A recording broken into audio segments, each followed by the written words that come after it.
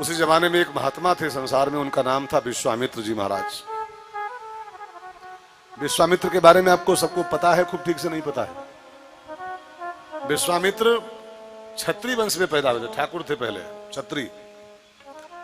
लेकिन विश्व के इतिहास के इकलौते आदमी हैं ये कि जो क्षत्रिय वंश में पैदा हुए, ठाकुर के यहां पैदा हुए थे, लेकिन तपस्या करके उन्होंने इसी जीवन में अपनी जाति कन्वर्ट कर लिया था, जाति बदल लिया था।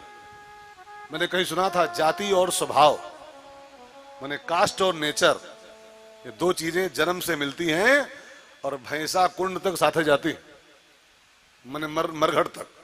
जिस जाति में आप पैदा हुए हो मरने तक साथे रहेगी हो। लेकिन विश्वामित्र अपवाद है इस इतिहास में, एक विश्व के इतिहास में, कि ठाकुर के यहां बाबू साहब के यहां पैदा हुआ था आदमी विश्वरथ, लेकिन इतनी तपस्या कर डाली कि ब्रह्मा जी आए और विश्वामित्र का जाति प्रमाण पत्र बदल दिया कि अब तुम बाबू साहब नहीं हो, अब तुम बाबा हो। हाँ, बाबू से बाबा बना दिया उसको। और जब से ब्रह्मर्षि हो गए, ब्राह्मण बन गए विश्वामित्र जी, तो बिहार में एक स्थान है बक्सर, बिहार में। आप लोग बिहार में से कोई लोग हो? कोई बिहार में से है? नहीं हो? बिहार में बक्सर पड़ता है। मेरी वहां कथा होती रहती है, 2-3 कथाएं कर चुका हूं मामा जी के आश्रम पर। तो बक्सर के पास जंगलों में विश्वामित्र जी का आश्रम था। जब से ब्राह्मण धर्म में आ गए, ये शस्त्र फेंक दिए और जप यज्ञ जोग 3 काम करना शुरू किया। जब तक ठाकुर थे खूब हथियार चलाए, क्योंकि क्षत्रिय की शोभा शस्त्र होते हैं, लेकिन ब्राह्मण की शोभा शस्त्र नहीं होते हैं। ब्राह्मण की शोभा तो शास्त्र होते हैं। ब्राह्मण के हाथ में तमंचा हो नहीं जमता है, गीता हो जमती है, गीता जमती है, भागवत जमती है। अच्छा जरा सोचो, मैं शुक्ला हूं ब्राह्मण और मैं कथा करने आऊं, एक दुनाली बंदूक लटकाऊं कंधे पर और एक पट्टा गोली का ऐसे, एक ऐसे, और टांग के बैठूं लोकाभिरामम, और दुनाली बंदूक लटकी हो। जरा सोचो वो सीन कैसा होगा। ब्राह्मण के हाथ में शस्त्र नहीं, ब्राह्मण के हाथ में शास्त्रों की शोभा है। क्षत्रिय के हाथ में शस्त्र जमते हैं, ब्राह्मण के हाथ में नहीं। परशुराम जी ब्राह्मण थे, द्विधनुहा और फरसा चकाचक लेके जब दरबार में पहुंचे ना, तो दुधमुहा बच्चा लक्ष्मण, दुधमुहा था वो, उसने फटकार दिया, बाबा जब नहीं रहे हो तुम, जब नहीं रहे हो, न पाओ शोभा, आपको शोभा नहीं दे रहा है ये सब धनुहा और फरसा बांध घूम रहे हो। ब्राह्मण के हाथ में गीता हो, भागवत हो, रामायण हो, वेद हो, पुराण हो, ये शोभा है। तमंचा हो, चपेरा हो, ये शोभा नहीं है। काता हो, बांका हो, ये जमता नहीं है। तो जब से विश्वामित्र जी ब्राह्मण बनाए गए, सब फेंक दिए हथियार हथियार, बिहार में आश्रम बनाया और जहां जप यज्ञ जोग 3 काम करना शुरू किया। उस समय रावण का आतंक फैला हुआ था और रावण के सैनिकों को आज्ञा थी, देखत यज्ञ, बस यज्ञ शुरू हो कहीं पर भाग जाओ, भाग के पहुंच जाओ और जाके यज्ञ विध्वंस कर दो। विश्वामित्र बाबा ज्यों यज्ञ शुरू करें, ज्यों धुआं उठे आसमान की ओर, तो ताड़का के 2 बेटे थे, मारीच सुबाहु, उसी जंगल में रहते थे। ताड़का इशारा कर दे कि जाओ यज्ञ शुरू हो गया है। अब दोनों बच्चे उसके मारीच सुबाहु आए और विश्वामित्र का यज्ञ चौपट कर दें। बेचारे फिर इंतजाम करें कि साला बनवाएं, और फिर ताड़का इशारा कर दे, फिर आए यज्ञ विध्वंस कर दे।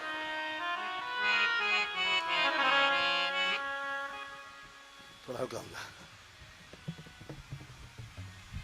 फिर यज्ञ चौपट। देखत जग निशाचर धावे करे उपद्रव। अब विश्वामित्र को चिंता हुई, यज्ञ ही नहीं संपन्न हो पा रहा है और मेरे बस का है नहीं, इतने बलवान राक्षस हैं कि मेरे बस के नहीं है। तो विश्वामित्र को चिंता हुई, यज्ञ कैसे पूरा होगा, यज्ञ बार बार चौपट हो रहा है, बार बार विध्वंस हो रहा है। तो गोस्वामी लिखते हैं रामायण में, गाधि तनय मन चिंता व्यापी, गाधि तनय मन चिंता व्यापी, हरि बिनु मरहि ना निश्चर पापी, हरि बिनु मरहि ना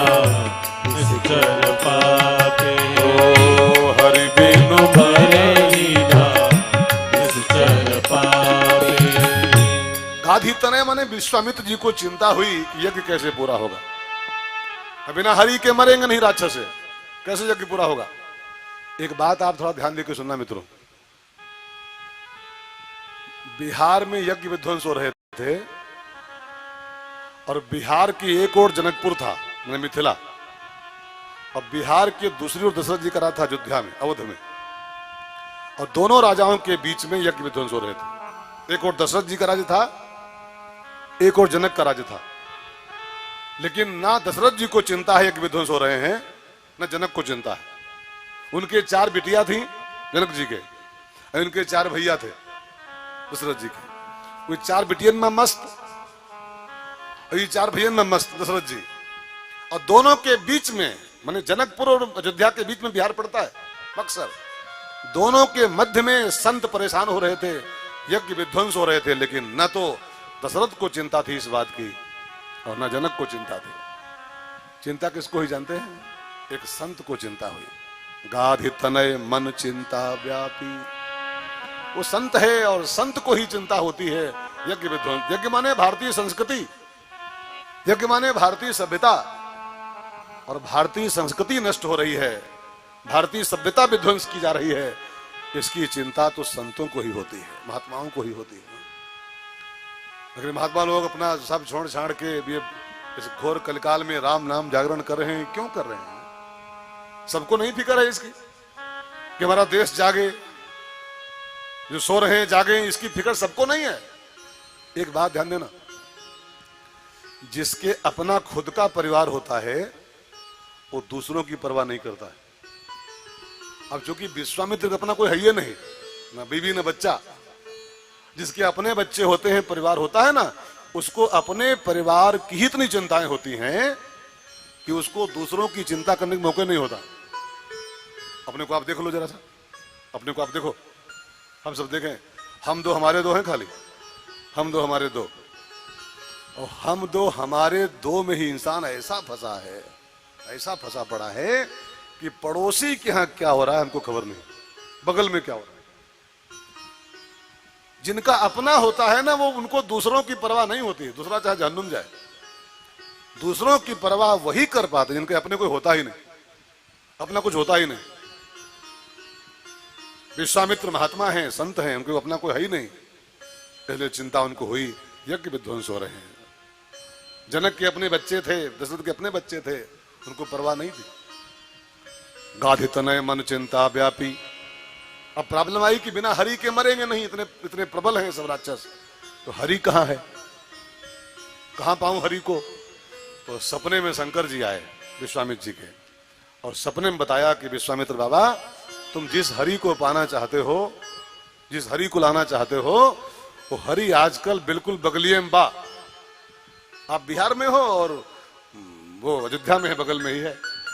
दशरथ जी के आंगन में इस समय खेल रहे हैं भगवान राम के रूप में, जाओ मांग लाओ। अब हरि हमारे बगल में ही आ गया है, बहुत दूर जाना भी नहीं पड़ेगा। तो विश्वामित्र जी यज्ञ पोस्टपोन किए, उठाए कमंडल और चले हैं राम को लेने मांगने के लिए बिहार से अयोध्या धाम की ओर। नंगे पांव जा रहे हैं महाराज जी। आके सरजू में स्नान किया, दरबार में पधारे, द्वारपाल से कहा जाओ महाराज जी से खबर करो, विश्वामित्र आए हैं, कुछ बात करना है मुझको। दरबार में आया और विश्वामित्र आए हैं, ये खबर दशरथ जी ज्यों पाए, क्यों गोस्वामी जी कहते हैं, मुनि आगमन सुना जब राजा, मुनि आगमन सुना जब राजा, मिलन गयो ले विप्र समाजा, मिलन गयो ले विप्र समाजा।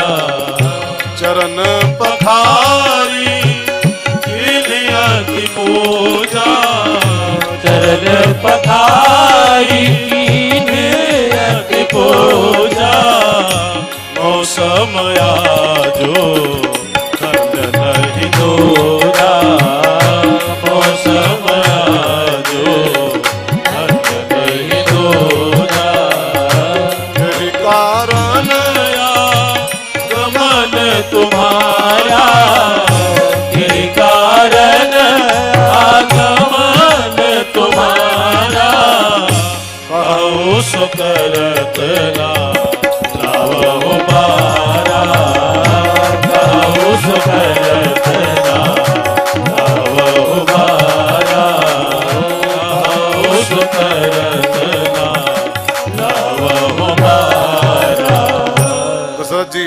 मंडली के साथ स्वागत करने गए, दरबार में लाए, चरण पखार की नित्य पूजा। फिर पूछा कि कारण आगमन तुम्हारा। गुरुजी क्यों आना हुआ है, आदेश करो। कहो सो करत न लाओ 12, बस आप आदेश करो, तुरंत पूर्ति होगी उस आदेश की। तो विश्वामित्र ने कहा, राजन कुछ मांगने आया हूं मैं आपके पास आज, दे पाओ तो मांगू, नहीं तो मैं जाऊं। दे पाओ तो वचन दूं, नहीं तो फिर फालतू में जबान हिलाऊं। दे सकते हो तो मांगू। दशरथ जी ने कहा, गुरुजी हम रघुवंश के हैं और रघुवंश की 3 परंपराएं हैं, आप भी नोट कर लो। रघुवंश की 3 परंपराएं थी उस जमाने में। कौन कौन?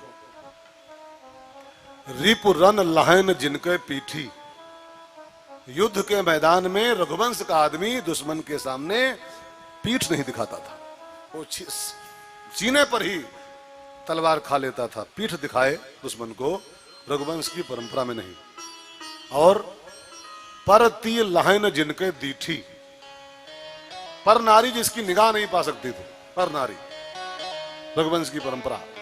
और मंगल लहन जिनके नाही, द्वारे पर कोई मांगने आ गया है तो रघुवंश के आदमी के मुंह से नाही, नहीं दे पाऊंगा, निकलता ही नहीं था। हम रघुवंश के हैं महाराज जी, और आप कह रहे हो दे पाओगे, आप आदेश तो करो, सब आपका ही तो है। और जब कहा आप आदेश करिए, क्या लेने आए, क्या चाहते हो, तब विश्वामित्र जी बोले, अपनी डिमांड, अपनी फरमाइश उनके आगे रखी है। हल्का सा इसको साफ करो। असुर समूह सतावहि मोहि, असुर समूह सतावहि मोहि, मैं जाचन आयो तप तोहि, मैं जाचन आयो तप तोहि। राजन मुझको राक्षस परेशान कर रहे हैं, मैं यज्ञ हर बार विध्वंस कर दे रहे हैं, मैं आपके पास याचक बन के आया हूं, कुछ मांगने आया हूं। ध्यान देना, विश्वामित्र मानो इसी बहाने एक टांट कस रहे हैं, व्यंग कर रहे हैं कि मुझको मांगने आना पड़ा है तुम्हारे द्वारे पर। अगर आपको ही जानकारी होती, आप ही सजग होते और यज्ञ विध्वंस हो रहे हैं उसकी चिंता आपको होती, तो हमको आपके द्वारे पर जो भिखारी बन के आना पड़ा है, नहीं आना पड़ता। मैं जाचन आया हूं नब तो ही। एक प्रकार से ये प्रहार कर रहे हैं दशरथ जी के ऊपर विश्वामित्र जी, कि अगर राजा को ही इस बात की चिंता हो कि हमारे राज्य में क्या क्या हो रहा है, तो संतों को कुछ जरूरत नहीं पड़ेगी डिमांड करने की। मैं आपके घर मांगने आया हूं, ये मानो महाराज जी पर एक प्रहार कर रहे हैं विश्वामित्र जी, व्यंग कस रहे हैं। असुर समूह सतावहि मोहि, मैं जाचन आयो नृप तोहि। गुरु जी क्या मांगने आए हो, आदेश करो। तो गुरु जी बोले, अनुज समेत देहु रघुनाथा, समेत देहु रघुनाथा, निश्चर बध में भोग सनाथा, निश्चर बध में भोग सनाथा। राम लक्ष्मण को हमारे साथ भेज दो, राक्षसों का वध करेंगे दोनों भाई, मेरा यज्ञ पूरा होगा, मैं धन्य हो जाऊंगा। दशरथ जी ने कहा, गुरुजी अगर राक्षसों के वध की प्रॉब्लम है, निश्चर वध की समस्या है, तो लक्ष्मण को ले जाओ, लक्ष्मण पर्याप्त है इस काम के लिए। निश्चर वध की समस्या है तो लक्ष्मण काफी है। लक्ष्मण की क्षमता आपको मालूम है, जग महु सखा निशाचर जेते, लक्ष्मण हनहि निमिष में होते थे। एक पलक गिरने भर की देरी में जगत के संपूर्ण राक्षसों को लक्ष्मण मार सकता था, संपूर्ण देते हो। तो निश्चर वध की बात है तो लक्ष्मण ले जाओ इसको, आराम से मारेगा सबको, यज्ञ हो जाएगा आपका। कहा नहीं राजन, निश्चर वध का खाली काम नहीं है, मेरे 2 काम है। कौन? दूसरा काम क्या है? तो दूसरा काम है मैं होब सनाथा, मुझको सनाथ होना है। और सनाथ इंसान तभी होता है जब राम को पाता है। ध्यान देके सुनिएगा, नाथ तो राम ही है, जब तक राम नहीं मिलेंगे तब तक व्यक्ति अनाथ ही है, अनाथ ही है। नाथ आज मैं केवट को जब राम मिले हैं तब बोला है केवट, नाथ आज मैं काह न पावा। राम मिलेंगे तब हम सनाथ होंगे। निशाचर बध तो लक्ष्मण जी कर सकते हैं, लेकिन सनाथ कैसे होंगे हम बिना राम के? लक्ष्मण जी को भेजो और राम को भेजो, निश्चर बध मैं होब सनाथा, मुझको सनाथ भी तो होना है। और जब राम लक्ष्मण की मांग रखी विश्वामित्र जी ने, दशरथ जी का चेहरा एकदम पीला पड़ गया। कहा गुरुजी मैं सब दे सकता हूं लेकिन राम देत नहीं बने गोसाई। सर्वस्व देओ, आप चाहो तो मैं आपको चाबी थमाऊं भी पूरे राज्य की, संभालो राज्य पूरा, सब दे सकता हूं लेकिन राम देत नहीं बने। अब जरा गहराई सुनिएगा इस चौपाई को। दशरथ जी ना ही नहीं बोले कि नहीं दूंगा,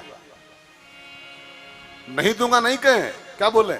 राम देत नहीं बने, राम को देते नहीं बनता है। नहीं दूंगा नहीं कहें, रघुवंश की परंपरा टूट जाती। राम को देते नहीं बन रहा है। ज्यों कहा राम देत नहीं बने गोसाई, तो विश्वामित्र ने कहा ठीक है राजन, मैं अब बक्सर वापस नहीं जाऊंगा, अयोध्या में कुटिया बनाऊंगा, यज्ञ के सब कैंसिल, अब यज्ञ नहीं करूंगा। तब वशिष्ठ को चिंता हुई, अगर यज्ञ ही बंद कर देगा आदमी ये, तो फिर भारतीय संस्कृति का क्या होगा? यज्ञ माने भारतीय सभ्यता, यज्ञ माने भारतीय संस्कृति। ये तो यज्ञ बंद कर रहा है, यही बैठूंगा अयोध्या जी में ही। तब वशिष्ठ मुनि बीच में आए और गोस्वामी जी कहते हैं दशरथ जी को खूब समझाए वशिष्ठ मुनि। तब वशिष्ठ बहु विधि समझावा, तब वशिष्ठ बहु विधि समझावा, नभ संदेह नास कह पावा, नभ संदेह नास कह पावा, नभ संदेह नास कह पावा। तब वशिष्ठ बहुविध समझाओ। बहुविध माने क्या होता है? बहुविध माने बहुत प्रकार से, कई एंगल से समझाया कि राजन नहीं कर रहे हो, तुमको यज्ञ ने 4 बेटे दिए हैं। अच्छा आप ही बताओ, कल सुन रहे थे आप, दशरथ जी को बच्चे कहां से मिले? बच्चे उनके थे, निर्वंशी थे, निर्वंशी हो। बच्चे कहां से मिले उनको? पुत्र काम शुभ यज्ञ करावा, और यज्ञ से उनको खीर मिली तो 4 बेटे हुए। तो यज्ञ ने तुमको 4 संतानें दिया है महाराज जी, और आज वही यज्ञ विध्वंस हो रहा है, नष्ट हो रहा है, और तुम यज्ञ को 2 नहीं दे पा रहे हो। यज्ञ ने आपको 4 दिए, यज्ञ नष्ट हो और तुम 2 नहीं दे पा रहे हो। दशरथ जी ये कृतघ्नता है, ये नमक हरामी है। यज्ञ ने तुमको 4 दिए और तुम यज्ञ को 2 नहीं दे पा रहे हो, एक रक्षा के लिए। और सुन लो महाराज जी, जो पिता अपनी संतान को भारतीय संस्कृति, भारतीय सभ्यता, समाज की समस्याओं के निवारण में अपनी संतान को न दे पाए, उस माता पिता का माता पिता बनना बेकार हो गया। हमारे बच्चे देश के काम ना आए, हमारे बच्चे समाज के काम ना आए, हमारे बच्चे भारतीय सभ्यता के काम ना आए, तो फिर हमारा माता पिता बनना व्यर्थ हो गया। ऐसे माँ बाप तो कुत्ता बिल्ली बन लेते हैं। कुत्ता बिल्ली भी बच्चे तो पैदा ही कर लेते हैं, लेकिन जिसके बच्चे देश के काम ना आए, समाज की समस्याओं में काम ना आए, उनका माता पिता बनना बेकार हो गया।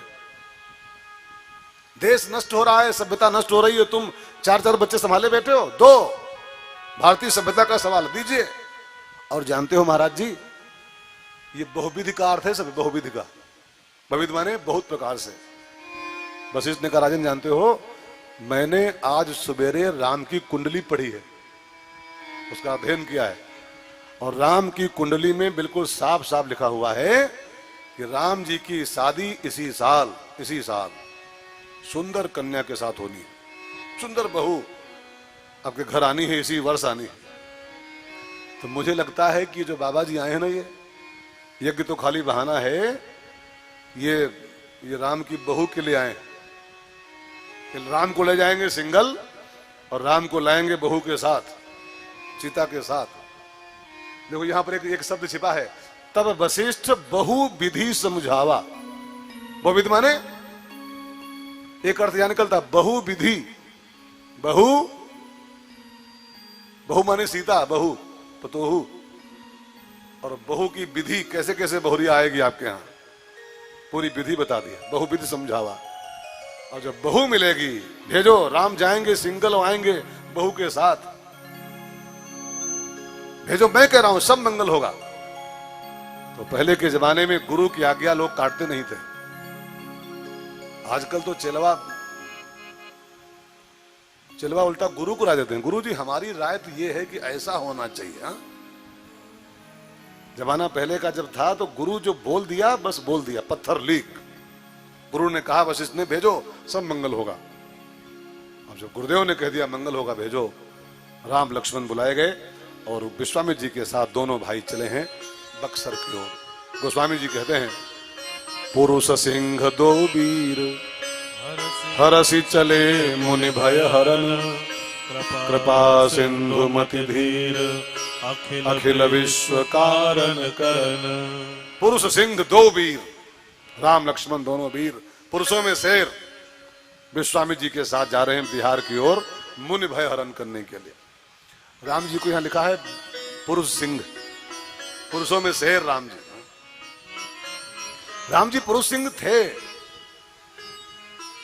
एक बार अकबर ने बीरबल से पूछा, अकबर बादशाह ने, कि बीरबल तुम्हारे एक देवता है उसका नाम रघुबर है? कहा हाँ है तो रघुबर। कहा एक नटवर भी है आपके यहाँ हिंदू धर्म में? कहा है कन्हैया जी है, नटवर है। तो कहा वो रघुबर ये नटबर, इसमें जो बर लगा है इसका मतलब क्या होता है? नटबर और रघुबर, तो बर माने क्या होता है? तो बीरबल ने कहा बर माने तो श्रेष्ठ होता है, बर माने श्रेष्ठ महान बर। तो अकबर ने कहा बर माने श्रेष्ठ होता है तो हम हो तो श्रेष्ठ हुए फिर। तो क्या मतलब? कमरे में लगा अकबर अकबर, हम भी श्रेष्ठ हुए। वो रघुबर श्रेष्ठ, नटबर श्रेष्ठ, अकबर भी श्रेष्ठ हुआ। तो बीरबल ने कहा बादशाह जी खाली बर लगने श्रेष्ठ कोई नहीं होता है, ऐसे तो लगा है गोबरों पर, गोबर गोबरों श्रेष्ठ है का? गोबर श्रेष्ठ बनने के लिए कुछ बड़े बड़े काम करने पड़ते हैं तब कोई श्रेष्ठ कहलाता है। पुरुष सिंह दो वीर हरस चले मुनि भय हरन, कृपा सिंधु मति धीर अखिल विश्व कारण करन। आगे आगे विश्वामित्र जी जा रहे हैं और पीछे पीछे राम लक्ष्मण चल रहे हैं। एक सूत्र दे रहे हैं यहाँ पर गोस्वामी जी मानो कि विश्वामित्र के पीछे राम जी चलते हैं। जो विश्वामित्र बन पाता है उसके पीछे राम चलते हैं। विश्वामित्र माने बाबा जी नहीं, खाली विश्वामित्र का अर्थ होता है विश्वस्य मित्र, पूरे विश्व का जो मित्र है, जिसका संसार में कोई शत्रु ही नहीं है, उसका नाम विश्वामित्र होता है। और ऐसा आदमी जो बन पाए उसके पीछे पीछे राम जी चलते हैं। अगर आप चाहते हो राम जी हमारे पीछे आए, जहां मैं जाऊं वहां राम जी मेरे पीछे रहे, आप भी फटाफट एक काम शुरू करो कि मेरा संसार में कोई दुश्मन नहीं, मेरा संसार में कोई दुश्मन ही नहीं, मैं विश्वामित्र हूं। आगे आगे विश्वामित्र जी, पीछे पीछे राम जी चल रहे हैं। और जो जंगलों में प्रवेश किया, बिहार के जंगलों में, और ताड़का का वो क्षेत्र शुरू हुआ। क्षेत्र थे सबके, सुपनखा का क्षेत्र था वहां नासिक के पास, तो रावण की चौकियां थी सब जहां था, सबकी ड्यूटी थी, चौकी इंचार्ज सब जहां था। तो बिहार में चौकी जो थी उसकी इंचार्ज थी ताड़का, और उसके 2 सिपाही थे, उसके बेटे मारी सुबाहु। अब ज्यों ताड़का की सीमा शुरू हुई, उसका क्षेत्र आया, और ज्यों देखी ताड़का, एक बाबा आ रहा है 2 राजकुमारों के साथ आ रहा है, इधर ही चला रहा है। ताड़का दौड़ी खाने के लिए, विशाल मुंह खोल करके। सुनी ताड़का क्रोध कर धाई। विश्वामित्र ने कहा राम जी इसको मारो, यही मारी सुबाहु की मां है, इसी के 2 लड़के सारा विध्वंस करते हैं हमारा, मारो इसको जान से। तो राम ने कहा गुरुजी आदेश जरा सोच के दिया करो महाराज, हम रघुवंशी हैं और रघुवंश का पुरुष नारी पर प्रहार नहीं करता है। ये नारी है, इसको मारने का आज्ञा दे रहे हो? मैं इसको नहीं कर सकता हूं, मैं नारी पर प्रहार नहीं करता हूं। तो गुरुदेव ने कहा राम जी नारी नहीं है ये आतंकवादी है, और आतंकवादी की कोई जात नहीं होती है, स्त्री पुरुष कुछ नहीं होता है, ये आतंकवादी है, इसको मारो। आतंकवादी की कोई जात नहीं होती है, आतंकवादी माने आतंकवादी बस। तो हिंदू है तो, मुसलमान है तो, सिख है तो, ईसाई है तो, आतंकवादी आतंकवादी ही होता है बस। अच्छा एक बात और सुनो, आतंकवादी नारियां भी होती हैं कोई कोई, खाली पुरुष नहीं होते। अच्छा बताओ, राजीव गांधी के मर्डर में कौन शामिल था? वो कोई पुरुष थे उसमें कोई? राजीव गांधी के मर्डर में टोटल नारियों का ग्रुप था, वो महिलाओं का, कुछ बंद है भी उसमें से, नल्ली पल्ली क्या है वो, खाली महिलाएं थी वो शुद्ध शुद्ध। तो आतंकवादी खाली दाढ़ी मूछ वाले होते हैं ऐसा नहीं, महिलाएं भी होती हैं। ये पुरुष महिला कुछ नहीं, आतंकवादी है, इसको मारिए, माई ऑर्डर। अब जब गुरुदेव ने सिद्ध कर दिया आतंकवादी कोई जात नहीं होती, कोई लिंग नहीं होता है, मारो इसको जान से। गुरु का आदेश पाते ही प्रभु राम ने एक ही बाण प्राण हरि लीना, एक ही बाण प्राण हरि लीना, दीन जाने के ही निज पद दीना, दीन जाने के ही निज पद दीना।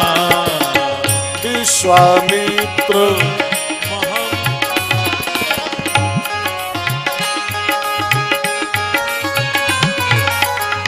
एक ही बाण प्राण हरि लीना, एक ही बाण हरि लीना, तब ऋषि निज नाथ जिया जीनी, विद्यानिधि कहो विद्यादीनी,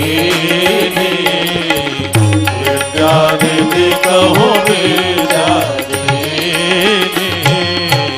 भगवान राम ने गुरु का आदेश पाते ही एक ही बाण मारा और ताड़का जी का एक के बाण में काम तमाम कर दिया।